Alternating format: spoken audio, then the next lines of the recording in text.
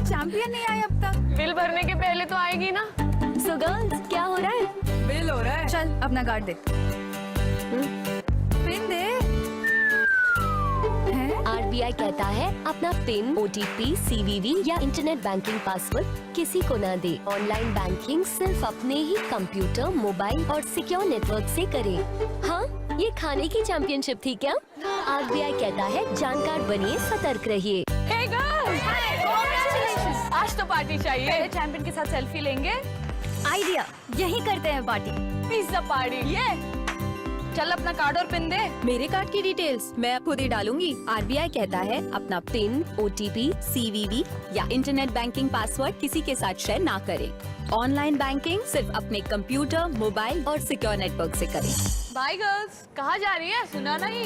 No sharing. RBI कहता है जानकार बनिए, सतर्क रहिए। जीतने की चाह खोले सफलता की राह, आना जाना ऑन टाइम, भुगतान चुकाना ऑन टाइम, खुश रहना ऑल द टाइम। क्या हाल है रमेश जी? अशोक जी, ये पहली ज्ञान की बात तो समझ में आई, पर ये भुगतान चुकाने वाली बात कुछ समझ में नहीं आई। वो ज्ञान नहीं, सच्चाई है। मतलब?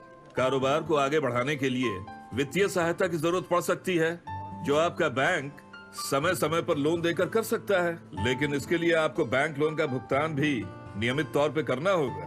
ओह अच्छा, और क्या करना होगा? सबसे जरूरी बात, जिस उद्देश्य से लोन लिया है उसी के लिए इस्तेमाल करना चाहिए और किसी काम के लिए नहीं। और लोन हमेशा समय पर चुकाना चाहिए। अब समझे? तो भुगतान करो ऑन टाइम और खुश रहो ऑल द टाइम। RBI कहता है बनो जानकार, बढ़ाओ व्यापार।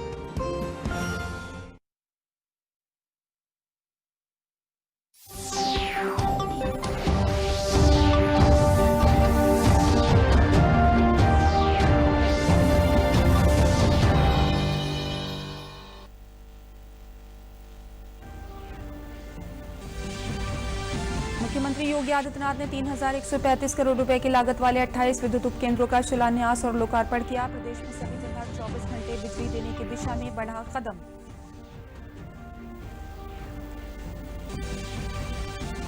सरकार ने कहा कोविड-19 के संक्रमण की चेन तोड़ने के लिए सावधानी जरूरी। लॉकडाउन में नरमी और अनलॉक का मतलब स्वतंत्रता और स्वच्छंदता नहीं है। सभी को सोशल डिस्टेंसिंग का कड़ाई से करना होगा पालन।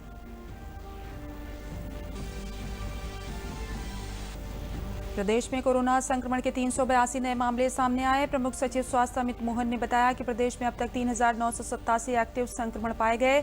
स्वस्थ होकर 5,809 लोग अपने घर पहुंचे। प्रदेश के हज राज्य मंत्री मोहसिन रजा ने कहा, हज यात्रियों की कोरोना वायरस से सुरक्षा है महत्वपूर्ण। सऊदी सरकार के साथ हज यात्रा को लेकर अब तक नहीं हो सका है संपर्क। इस वर्ष की हज यात्रा की जा सकती है स्थगित। नमस्कार, मैं हूं तरन्नुम रिजवी। समाचार विस्तार से। मुख्यमंत्री योगी आदित्यनाथ ने उत्तर प्रदेश में हर जगह पर 24 घंटे बिजली आपूर्ति देने के अपने अभियान पर बड़ा कदम उठाया है। उन्होंने आज लखनऊ स्थित अपने सरकारी आवास पर 3,135 करोड़ की लागत से बने 28 विद्युत उपकेंद्र का शिलान्यास तथा लोकार्पण किया। इस अवसर पर मुख्यमंत्री योगी आदित्यनाथ ने कहा कि इतने उपकेंद्र मिलने के बाद से प्रदेश में विद्युत आपूर्ति व्यवस्था और बेहतर होगी। मुख्यमंत्री योगी आदित्यनाथ ने कहा कि लॉकडाउन में भी उत्तर प्रदेश देश का पहला ऐसा राज्य है जहां पर इतनी योजनाओं का लोकार्पण तथा शिलान्यास किया गया। मुख्यमंत्री ने कहा कि उत्तर प्रदेश पावर कॉर्पोरेशन अपने काम में पूरी तत्परता के साथ लगा है। आमजन की भावना का सम्मान करने के साथ उनको संकट में समय में भी अच्छी आपूर्ति दी जा रही है। प्रदेश के हर किसान, मजदूर तथा गरीब के साथ पावर कॉर्पोरेशन ने न्याय किया है। संकट के समय में भी उत्तर प्रदेश पावर कॉर्पोरेशन उत्तर प्रदेश के 32 करोड़ लोगों के साथ खड़ा है।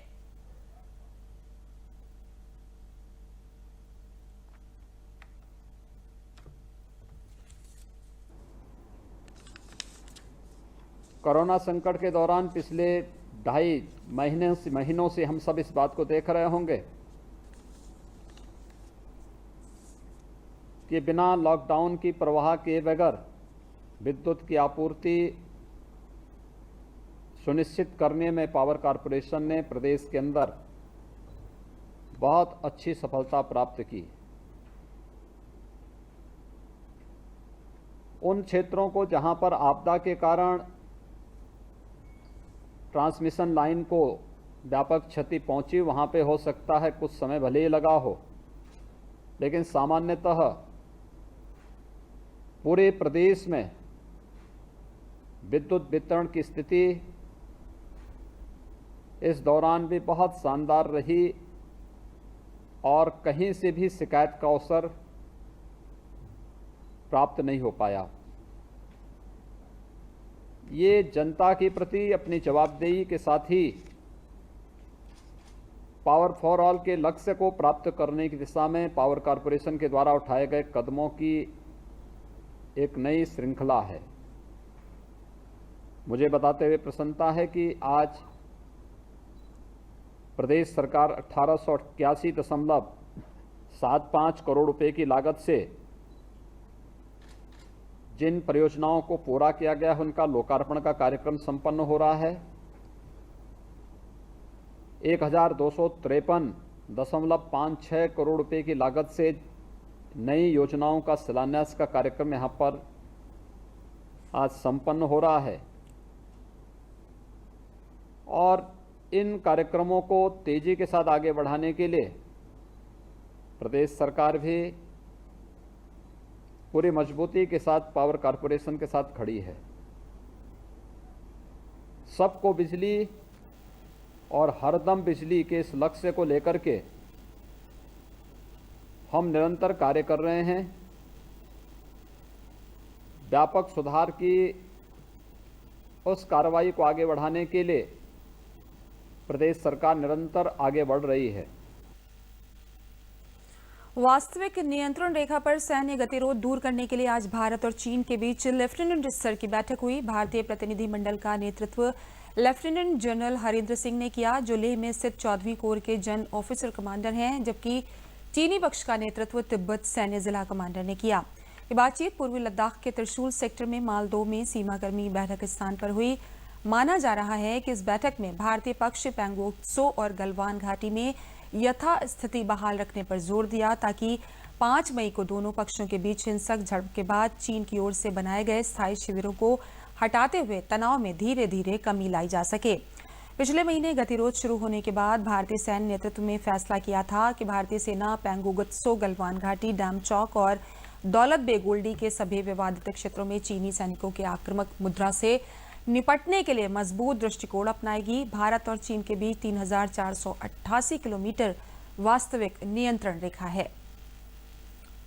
भारत चीन की बैठक के बीच भारतीय सेना की ओर से बयान जारी किया गया है। भारतीय सेना ने कहा कि भारतीय और चीनी अधिकारी भारत चीन सीमा क्षेत्र में मौजूदा स्थिति से निपटने के लिए स्थापित सैन्य और राजनयिक चैनलों के माध्यम से बातचीत कर रहे हैं। सेना की ओर से सलाह दी गई है कि वास्तविक नियंत्रण रेखा पर भारत और चीन के बीच मौजूदा गतिरोध को लेकर मीडिया की अटकलों के आधार पर आधारहीन रिपोर्टिंग करने से बचना चाहिए और कहा कि इस स्तर पर इन बैठकों के बारे में अटकलें लगाना या आधारहीन रिपोर्टिंग करना सहायक नहीं होगा।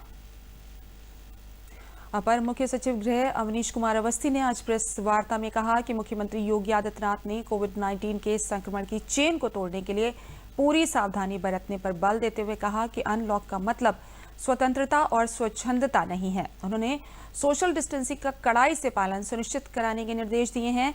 उन्होंने कहा कि यह सुनिश्चित किया जाए कि सार्वजनिक स्थानों पर 5 से अधिक लोग एकत्र न हो। पुलिस द्वारा प्रभावी पेट्रोलिंग करते हुए भीड़ को एकत्र होने से रोका जाए। उन्होंने कहा कि कंटेनमेंट जोन के बाहर के क्षेत्रों में चरणबद्ध तरीके से छूट प्रदान करने की व्यवस्था की गई है।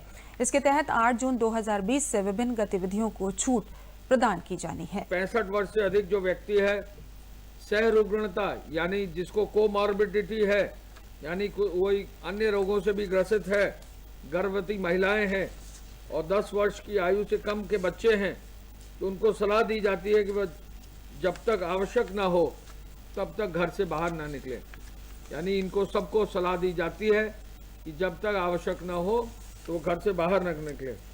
जो भी ऐसे लोग हैं जो बाहर निकल रहे हैं, वो हर हालत में यह सुनिश्चित करें कि जो कोविड-19 का प्रोटोकॉल है और जो अन्य सावधानियां हैं हेल्थ की, उसका अनुसरण करें।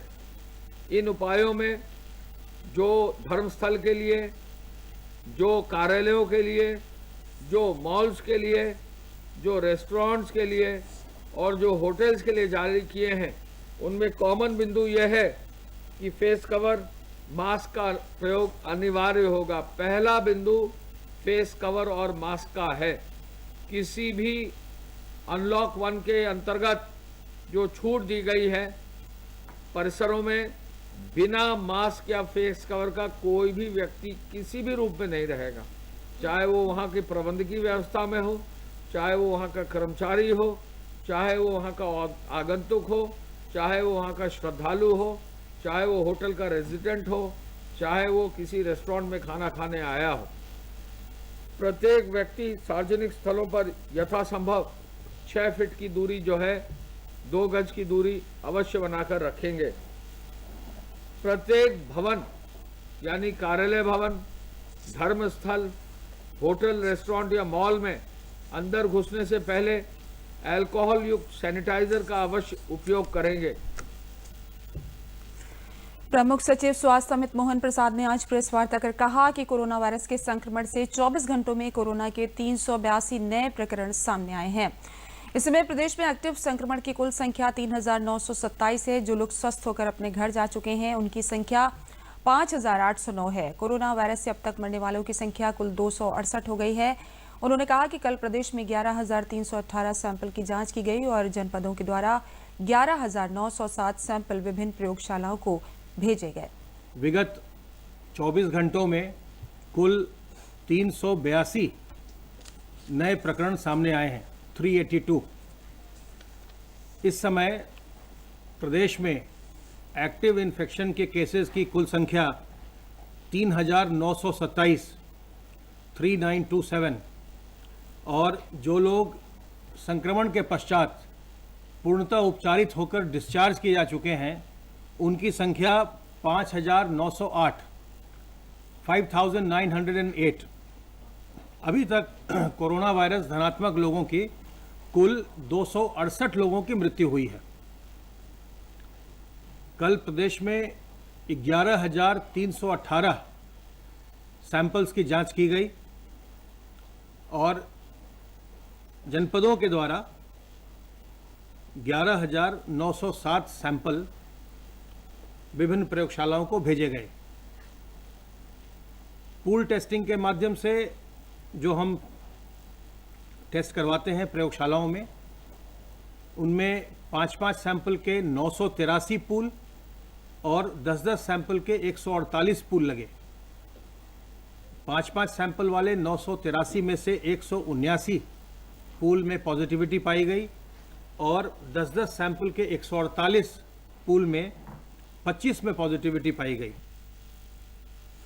कोरोना वायरस कोविड-19 के चलते इस बार हज यात्रा स्थगित हो सकती है। माना जा रहा है कि इस वर्ष भारत से हज यात्री हज को नहीं जा पाएंगे। प्रदेश के हज राज्य मंत्री मोहसिन रजा ने बताया कि कोरोना वायरस पूरी दुनिया में फैला है। ऐसे में उस सऊदी सरकार ने भी भारत सरकार से अभी तक हज यात्रा को लेकर कोई संपर्क नहीं किया है। प्रदेश के हज राज्य मंत्री ने कहा कि ऐसी स्थिति में ये माना जा रहा है कि इस वर्ष हज यात्रा नहीं होगी। उन्होंने कहा कि जिन हाजियों ने पैसे जमा किए हैं उनका पूरा पैसा वापस कर दिया जाएगा। उन्होंने कहा कि सरकार का लक्ष्य लोगों की जान बचाना है और भारतीय हज यात्रियों की सुरक्षा भी अहम है, इसलिए हज यात्रा रद्द की जा सकती है। अभी तक सऊदी अरब सरकार ने भारत सरकार से कोई संपर्क नहीं किया है और ना ही हमारे पास कोई ऐसी बात है कि जिसके लिए हम कह सकें कि हमारे लोग हज पर जाएंगे या नहीं जाएंगे। लेकिन अगर आप कोरोना की स्थिति को देखें तो कोरोना की स्थिति को देखकर तो ये साफ है कि इस बार हज बहुत मुश्किल है। हमारे देश से, खास करके हिंदुस्तान से, उत्तर प्रदेश से लोगों का जा पाना मुझे तो लगता है नामुमकिन है, क्योंकि हम पूरा देश में कोरोना से लोगों को सुरक्षित करने के लिए लड़ाई लड़ रहे हैं और सऊदी अरब सरकार के लिए भी एक बहुत बड़ी चुनौती होगी कि उनके यहाँ 20-25 लाख लोग अलग अलग देशों से आएंगे, उसमें भारत के भी 2 लाख लोग होंगे, तो उनको कैसे लेंगे और फिर उनका टीकाकरण होना, उनका कोरोना टेस्ट होना, तो ये एक अलग चुनौती होगी। तो चूंकि इस तरह की परिस्थितियां हैं, तो इन परिस्थितियों में मुझे लगता है कि इस बार हज हो पाना नामुमकिन होगा और इसीलिए भारत सरकार ने हम सबको आदेशित किया है कि जिन आजमीन ने अपने रजिस्ट्रेशन किए थे हज को लेकर, अगर वो अपना पैसा रिफंड चाहते हैं तो फॉर्म्स दिए जा रहे हैं, वो भर देंगे, वो हमें दे देंगे, हम उनका 100% पैसा रिफंड कर देंगे। भारत सरकार ने इस बात के लिए हमको बता दिया है, तो इसलिए हम जरूर आपके साथ शेयर करना चाहते हैं कि हम उनका पैसा वापस कर देंगे, क्योंकि अब इस दौरान ना उनका कोई टीकाकरण हो पाएगा, न मेडिकल टेस्ट हो पाएंगे, उसके साथ साथ कोरोना के टेस्ट, ये सब चीजें हमारे लिए बहुत बड़ी चुनौती हैं। तो इसलिए पहले सुरक्षित रखना सबको, सबकी जान बचाना, ये हमारे लिए प्राथमिकता होगी, सभी देशों के लिए होगी। कोविड-19 को लेकर बहराइच में स्वास्थ्य सुविधाओं की जन शिकायतों के मद्देनजर प्रदेश के स्वास्थ्य मंत्री जयप्रकाश सिंह ने बहराइच के सामुदायिक स्वास्थ्य केंद्रों का औचक निरीक्षण किया। स्वास्थ्य मंत्री जयप्रकाश सिंह ने कैसरगंज सामुदायिक स्वास्थ्य केंद्र पहुंचकर स्वास्थ्य सुविधाओं की जांच कर भर्ती मरीजों से हालचाल लिया तथा दवाओं की उपलब्धता और कोरोना संक्रमण को लेकर मुख्य चिकित्सा अधीक्षक डॉक्टर एन.के. सिंह को दवाओं, सैनिटाइजर, मास्क आदि की उपलब्धता सुनिश्चित कराने के निर्देश दिए। उन्होंने कहा कि मरीजों की सुरक्षा के साथ उनकी पूरी देखभाल और इलाज किया जाए। इस मौके पर मुख्य चिकित्सा अधिकारी डॉक्टर सुरेश सिंह भी मौजूद रहे।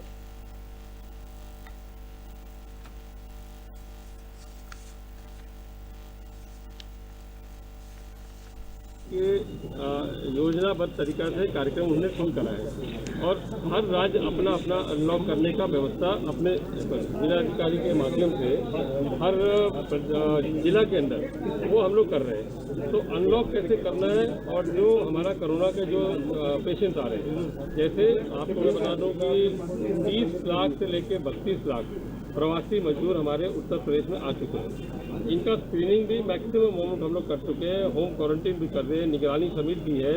ये सारी चीज़ें हमारे साथ साथ चल रहे हैं ताकि कोरोना को हम नियंत्रण करें। और आज हमारे पास जो एक्टिव केस है, जिसको हम बोलते हैं कि पेशेंट हमारे जो आज विभिन्न अस्पतालों में है पूरे प्रदेश में, वो 3800 कुछ है बस, और 24 करोड़ की हमारी आबादी है। तो हमने अपनी तरफ से जो भी व्यवस्था किया है, उस व्यवस्था के अंतर्गत हम लोग ने प्रयास किया है कि अभी कोरोना का मैक्सिमम जांच करने के बाद उसको नियंत्रण करना, और हमारा जांच हम और बढ़ा भी दिया। स्वास्थ्य मंत्री जयप्रताप सिंह आज बहराइच स्वास्थ्य सेवाओं का जायजा लेने के बाद श्रावस्ती जनपद पहुंचे। उन्होंने अस्पताल के विभिन्न वार्डों का निरीक्षण किया। उन्होंने कहा कि कोरोना महामारी से निपटने के लिए इससे डरने के बजाय सतर्कता बरतने की आवश्यकता है। उन्होंने स्वास्थ्य कर्मियों को आम जनता से नरमी के साथ पेश आने की हिदायत दी और लोगों से भी अपील की कि कोरोना महामारी के इस कठिन समय में वे स्वास्थ्य कर्मियों के साथ एकजुट होकर बीमारी का मुकाबला करें। उन्होंने ब्लड प्रेशर मशीनों के खराब मिलने पर नाराजगी जताई।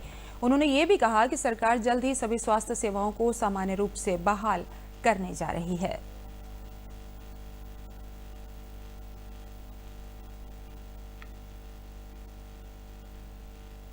तीन महीना की जो कोरोना से हम लोग लड़ाई लड़ रहे हैं, और सारी सुविधाएं उस समय हमारे चिकित्सालयों में भी एक प्रकार से बंद हो गया था। तो चिकित्साएं सेवाएं पुनः शुरू हो जाए, प्रारंभ हो जाए, इसको लेके अब 3 महीने के बाद एक व्यवस्था बन चुकी है। तो अब हमारे जिला अस्पतालों में माइनर ओटी, मेजर ओटी, अन्य प्रकार की सुविधा जो हमारे और जो नॉर्मल तरीका से हमारा चलता है, डिलीवरी चलता है, ARV वैक्सीन चलते हैं, टीकाकरण चलता है, आशा वर्कर के और भी जो काम होते हैं, जितने सारे गतिविधियां हमारे जो स्वास्थ्य विभाग से होता है, वो पुनः पूरी तरह से प्रारंभ करना, उसको चेक करना, यही हम लोग हर जनपद में जा रहे हैं, देख रहे हैं। प्रधानमंत्री द्वारा देश के लोगों के लिए चलाई जा रही जन कल्याणकारी योजनाओं के प्रचार प्रसार के अभियान में प्रयागराज को एक बड़ी उपलब्धि मिली है। प्रयागराज के महापौर अभिलाषा गुप्ता नंदी को प्रधानमंत्री जन कल्याणकारी योजना के प्रचार प्रसार अभियान की राष्ट्रीय ब्रांड एम्बेसडर महिला बनाए जाने की घोषणा की गई है। संगठन के मुख्य संयोजक केंद्रीय आयुष मंत्री श्रीपद नाइक, रेल राज्य मंत्री सुरेश आंगड़ी और बीजेपी के राष्ट्रीय उपाध्यक्ष श्याम जाजू के बीच शुक्रवार को हुई विशेष बैठक के बाद प्रयागराज की महापौर को जन कल्याणकारी योजनाओं की प्रचार प्रसार अभियान के राष्ट्रीय ब्रांड एम्बेसडर महिला बनाने की घोषणा की गई है।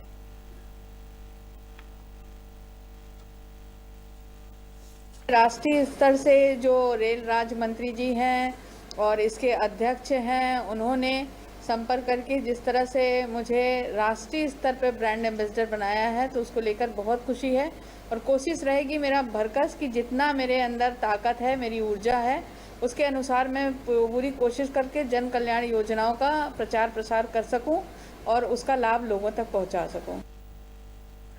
NTPC ऊंचाहार ने कोरोना वायरस से लड़ने के लिए जिला पुलिस के कोरोना वॉरियर्स को बचाव सामग्री दी है। NTPC ऊंचाहार के समूह महाप्रबंधक भोलानाथ मिश्रा ने 500 PPE kit, 3 ton bleaching powder और 300 लीटर सैनिटाइजर बचाव सामग्री की रवानगी को हरी झंडी दिखाई। रायबरेली के जिला पुलिस के प्रतिसार निरीक्षक BK सिंह ने NTPC का आभार जताते हुए कहा कि ये संस्थान सदैव जरूरतमंदों की मदद के साथ ही बिजली उत्पादन के क्षेत्र में भी देश की सेवा करते हुए नए कीर्तिमान रच रहा है। एनटीपीसी अपना ये पूरा तरह से इनको खरीद करके, और अभी जस्ट आप देखे होंगे ट्रक में हमने इसको अभी भेजा है, जो पुलिस हेडक्वार्टर अभी रायबरेली जा रहा है, जहां से वो अपने एरिया में जहां भी हमारे पुलिस कर्मचारी, स्वास्थ्य कर्मचारी काम कर रहे हैं उनको पीपी किट देगा, और जहां भी ये हमारे पब्लिक प्लेसेस हैं वहां सैनिटाइज करेगा, और वहां पर डिसइंफेक्शन के लिए पूरी तरह से एरिया को डिसइंफेक्ट करेगा। एक जिला एक उत्पाद योजना के अंतर्गत रायबरेली जिले को वुड वर्क के लिए चयन किया गया है। जिले में काष्ठ कला से जुड़े लोगों को इस योजना के माध्यम से रोजगार के अवसर मिल रहे हैं। उद्योग उपायुक्त नेहा सिंह ने बताया कि जनपद में इस योजना के तहत अब तक लगभग 1000 से अधिक लोगों को रोजगार के अवसर दिलाए गए हैं। इसके साथ ही लगभग 350 लोगों में लगभग 750 लाख रुपए का लोन देकर उनको खुद का रोजगार खोलने में मदद दी जा चुकी है। वहीं योजना से लाभ ले चुके व्यवसायियों ने बताया कि इस योजना के अंतर्गत उन्हें रोजगार के अवसर के साथ ही आर्थिक जरूरतों के लिए भी मदद मिली है।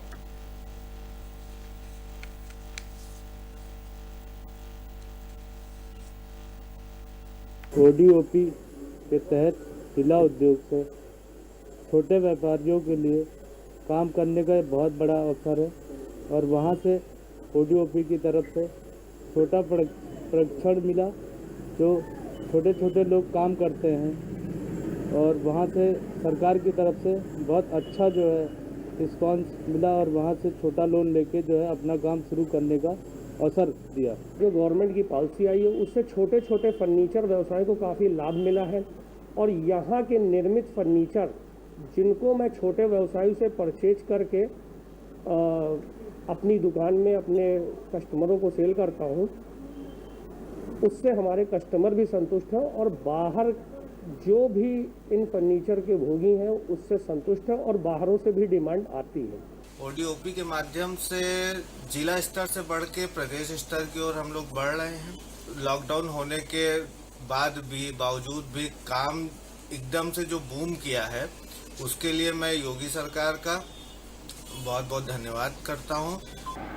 जनपद रायबरेली में ओडीओपी के लिए जो प्रोडक्ट चुना गया है वो वुड वर्क है, यानी कि अर्थात लकड़ी के काम। तो इसमें अभी तक हमारे यहाँ से, हमारे विभाग के स्तर से करीब 350 लोगों को लोन दिया जा चुका है, जिसमें हमारे यहाँ से 750 लाख का अमाउंट सम्मिलित है। इसके अलावा ओडीओपी की एक और योजना चलती है, ओडीओपी प्रशिक्षण एवं टूल किट योजना। इसके अंतर्गत हम लोगों ने 2-3 वर्षों के अंतर्गत अभी तक करीब 350-400 लोगों को हम लोगों को प्रशिक्षण दिया जा चुका है, और इन लोगों को निःशुल्क टूल किट भी वितरित की जा चुकी है।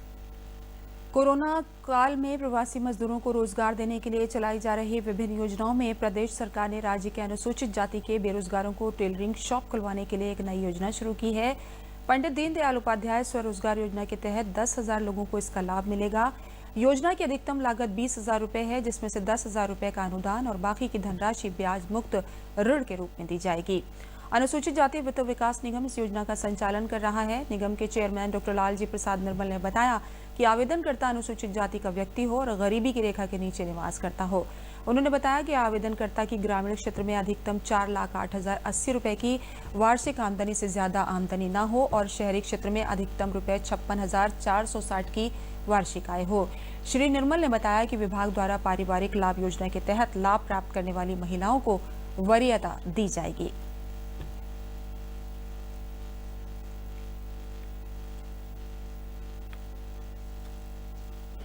कोरोना काल में अनुसूचित जाति के आर्थिक रूप से अत्यंत कमजोर श्रमिकों, युवाओं और महिलाओं को रोजगार देने के उद्देश्य से मुख्यमंत्री योगी आदित्यनाथ जी की प्रेरणा के फलस्वरूप उत्तर प्रदेश अनुसूचित जाति वित्त एवं विकास निगम ने टेलरिंग शॉप की एक नई योजना की शुरुआत की है। इस योजना के तहत लाभार्थियों को 20,000 रुपये की आर्थिक सहायता दी जाएगी। इसमें 10,000 रुपये अनुदान होंगे और 10,000 रुपये उन्हें ब्याज मुक्त ऋण के रूप में उपलब्ध कराया जाएगा, जो 36 समान किस्तों में जिसकी वापसी होगी। जो लोग इसके लिए इच्छुक हैं वे हमारे अनुसूचित जाति वित्त एवं विकास निगम के जो जनपदीय कार्यालय हैं प्रत्येक जनपद में, वहाँ के जिला समाज कल्याण अधिकारी विकास से संपर्क कर सकते हैं और इस योजना का लाभ ले सकते हैं। विश्व स्वास्थ्य संगठन की गाइडलाइन के अनुसार वैश्विक महामारी कोरोना वायरस से बचने के लिए 2 गज की दूरी और मास्क पहनना अनिवार्य किए जाने के मद्देनजर चित्रकूट पुलिस ने राज्य आजीविका मिशन के समूह की महिलाओं द्वारा स्टॉल लगाकर मास्क की बिक्री प्रारंभ कराई है। पुलिस अधीक्षक अंकित मित्तल ने बताया कि जिले में महिलाओं ने स्वयं सहायता समूहों से जुड़कर मास्क तैयार किए हैं। उन्होंने बताया कि जब भी बगैर मास्क लगाए किसी व्यक्ति का चालान होगा तो ऐसे लोगों को मास्क आजीविका मिशन के स्टॉल पर मात्र 10 रुपए शुल्क लेकर दिया जाएगा। लोगों ने सरकार की इस पहल की सराहना की है। इसके पहले बाजार में 20 से 25 रुपए में मास्क मिलता था, जिसे गरीब लोग नहीं खरीद पाते थे, लेकिन अब आजीविका मिशन के स्टॉल पर मात्र 5 रुपए में भी आम लोगों को मास्क उपलब्ध होगा।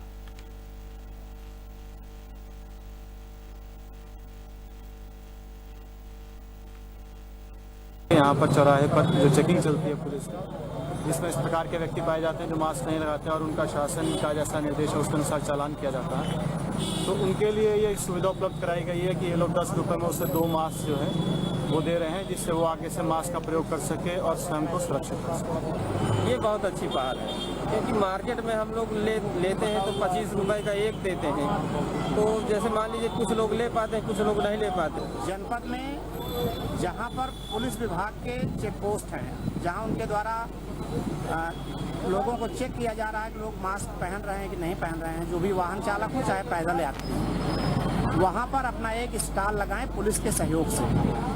इसी संबंध में आज पुलिस अधीक्षक महोदय और मुख्य विकास अधिकारी महोदय के द्वारा जिलाधिकारी महोदय के निर्देश पर एक हमने स्टॉल का शुभारंभ कराया और उस स्टॉल में आज फिलहाल 1000 मास्क हमने उपलब्ध कराए हैं पुलिस अधीक्षक महोदय को, और उन्होंने उस मास्क को यहाँ बिक्री हेतु रखवाया है।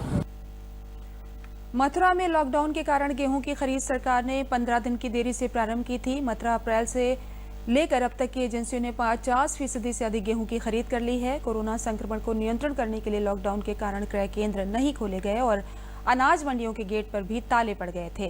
15 अप्रैल के बाद गेहूं खरीद का कार्य शुरू किया गया और इसके लिए जिले भर में 81 केंद्र भी खोले गए। अब तक इन केंद्रों पर 58% गेहूं की खरीद हो चुकी है। लॉकडाउन के कारण शारीरिक दूरी बनाकर खरीद किए जाने का कार्य किया जा रहा है। इसके लिए किसानों को कूपन दिए गए हैं। कूपन पर ही किसान को केंद्र पर गेहूं लाने का समय दिया जा रहा है। जिला खाद्य एवं विपणन अधिकारी ने बताया कि शासन ने जो लक्ष्य गेहूं खरीद का दिया है उसको पूरा करने की कोशिश की जा रही है।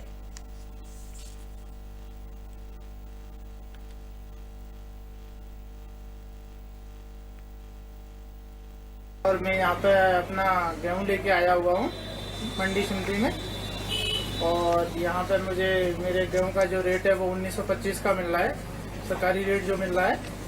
और मैं बाकी का प्राइवेट जो दुकान है उन पे 1800 रुपये का रेट मिलता है, और काफ़ी उसमें हमारा टैक्स भी लगा लिया जाता है, काफ़ी कर लगा लिया जाता है। और मैं इससे बहुत संतुष्ट हूँ, जो सरकारी मुझे लाभ मिल रहा है, मैं सरकार से बहुत संतुष्ट हूँ, मुझे अच्छा रेट मिल रहा है सरकारी। तो निश्चित रूप से जो 15 जून तक जो सेंटर खुले रहेंगे, इसमें हम निश्चित रूप से गत वर्ष से तो ज़्यादा पहुँचेंगे ही, लेकिन लक्ष्य के पास भी पहुँचने की कोशिश करेंगे। 8 जून से देश के सभी धर्मस्थल खोलने को लेकर अयोध्या के संत महंतों ने तैयारी भी शुरू कर दी है। संत महंतों ने मंदिरों की साफ सफाई की और श्रद्धालुओं के दर्शन को लेकर शासन से प्राप्त दिशा निर्देश भी जारी किए हैं। नाका हनुमानगढ़ी के महंत रामदास ने कहा कि मंदिर में केवल एक साथ 5 श्रद्धालुओं को ही प्रवेश मिलेगा। इससे पूर्व वे मंदिर के गेट पर रखे सैनिटाइजर से खुद को सैनिटाइज करेंगे, उसके बाद ही मंदिर में प्रवेश मिलेगा। इस दौरान श्रद्धालुओं के चेहरे पर मास्क अनिवार्य होगा। सभी श्रद्धालुओं के मोबाइल पर आरोग्य सेतु ऐप इंस्टॉल करना भी अनिवार्य होगा। उन्होंने बताया कि कोरोना महामारी के दौरान मंदिरों में मिठाई और फल के प्रसाद नहीं दिए जाएंगे, बल्कि प्रसाद के रूप में उन्हें केवल तुलसी दल ही दिया जाएगा। साथ ही बाल, वृद्ध और रोगियों को मंदिर में प्रवेश नहीं मिलेगा। अयोध्या नगर निगम के महापौर ऋषिकेश उपाध्याय ने कहा कि नगर निगम भी मुस्तैद हो गया है और धर्म स्थलों के आसपास सफाई करवाई जा रही है।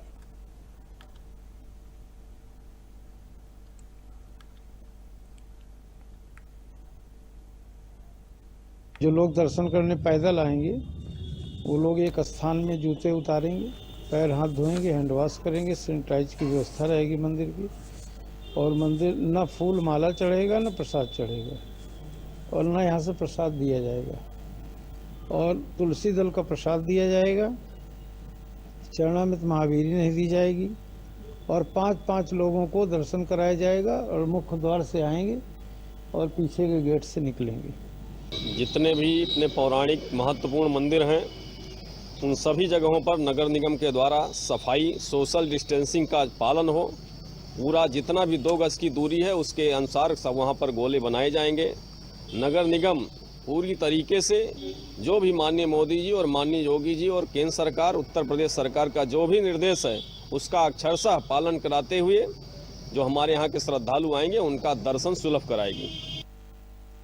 इसी के साथ समाचार समाप्त हुए। नमस्कार।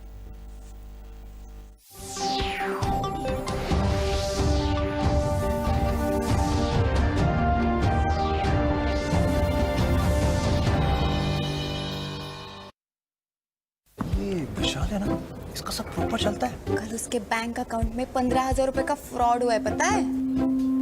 इसको तो कोई टेंशन ही नहीं होती है, देखना। टेंशन क्यों? मेरी कोई गलती नहीं थी। फिर भी फ्रॉड होने पर मैंने तुरंत बैंक को इन्फॉर्म कर दिया। आरबीआई कहता है अगर आपके अकाउंट से किसी ने धोखे से पैसे निकाले हैं तो बैंक को जल्द से जल्द इन्फॉर्म कीजिए। 3 दिन के अंदर इन्फॉर्म किया तो कोई नुकसान नहीं होगा। जितना लेट करोगे उतना ज्यादा नुकसान। और सुन, सब चलता नहीं है, प्रॉपर चलाना पड़ता है। आरबीआई